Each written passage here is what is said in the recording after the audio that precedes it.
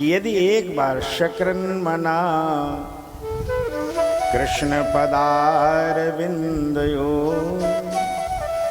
शक्रत माने होता है एक बार आपका मन शक्रन मना, एक बार आपका मन कहाँ लगे समझना, बहुत अच्छी बात माता जी। कृष्ण पदार विंदयो, यदि कृष्ण के चरणार बिंदु में एक बार आपका मन लग जाए, एक बार। अब लेकिन लगेगा कैसे? तो न लगेगा नहीं, निवेशितम। ये लो, एक आपने सुना होगा इतना रुपया उसमें निवेश किया। ये निवेश शब्द जो आता है वो प्रयोग होता है, ऐसा लगता है रुपए में ही आता है, अर्थ में ही आता है। हमारे यहाँ निवेश शब्द संस्कृत का है, सीधा सीधा है निवेशितम। इसे मन को निवेश करना पड़ेगा। ये मन भगवान के चरणों में लगेगा नहीं, इसको लगाना पड़ेगा। रुपया अपने आप नहीं लगता, रुपया को लगाना पड़ता है। इसी तरह ये मन लगेगा नहीं, लगाना पड़ता। अच्छा बताओ, विद्यार्थी का मन क्या पढ़ाई में अपने आप लगता है क्या?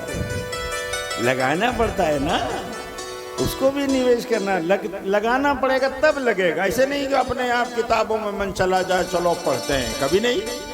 मन तो कहाँ लगेगा?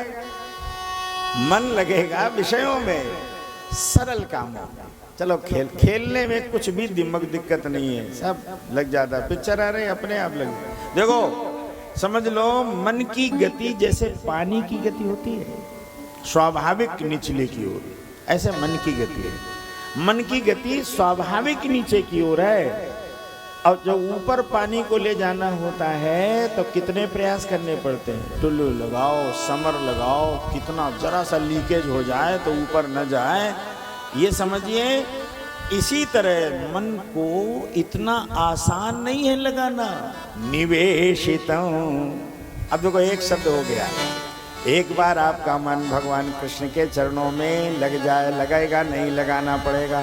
तो एक आदमी ने पूछा कि भाई हम निवेश तो करें, सुना जरा ध्यान से, लगाएं तो, लेकिन कहाँ लगा दें, कैसे लगेगा? ठीक है, कैसे लगेगा? तो देखना कितना बढ़िया होगा। एक श्लोक और सारी समस्याओं का उपाय। निवेशितम, कहाँ लगाओ? तद गुण राग ये,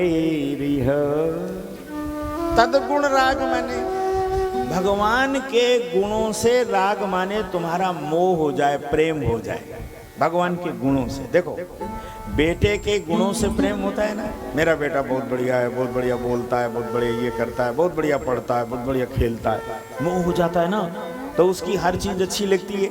इसी तरह हमारे प्रभु के गुण हैं, वो निर्गुण थोड़ी हैं। भगवान के गुणों का स्मरण करो और उनके गुणों के स्मरण करके, अरे भाई यदि आपको पता नहीं है, ये भागवत का जो उदय है ना, भागवत का जो जन्म है वो भगवान के गुणों से ही है। जब सुखदेव जी को इन ग्रंथों से, भागवत से कोई अनुराग नहीं था, व्यासी 18,000 श्लोक लिखे और अपने आश्रम में रखे, और सुखदेव जी पढ़ने के लिए तैयार, और वो जंगल में मौज से घूम रहे। और व्यास जी को लगे कि कैसे आए ये कैसे ये विचित्र है, अवघड़दानी कैसे आए, कैसे पढ़े। तो अपने शिष्यों को श्लोक रटाए वेद व्यास, बढ़िया बढ़िया, और श्लोक रटा करके उन शिष्यों को भेजें। और कहाँ जाएं? बोले जहां सुखदेव जी बैठे हों वहीं ये श्लोक सुनाना, श्लोक सुनाना। और वो सुन के श्लोक जब तुमसे पूछें कि ये कहाँ से मिले, तो बताना मेरे गुरु जी के पास तो बहुत ऐसे श्लोक हैं, पढ़ोगे, चलोगे।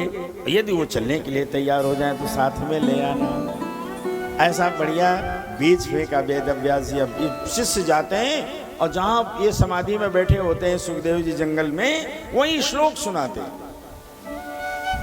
एक दिन की घटना, शिष्य ने शुरू किया, श्लोक शुरू किया, कितना प्यारा सा श्लोक। महाराज जिघांशया पायद प्रसादी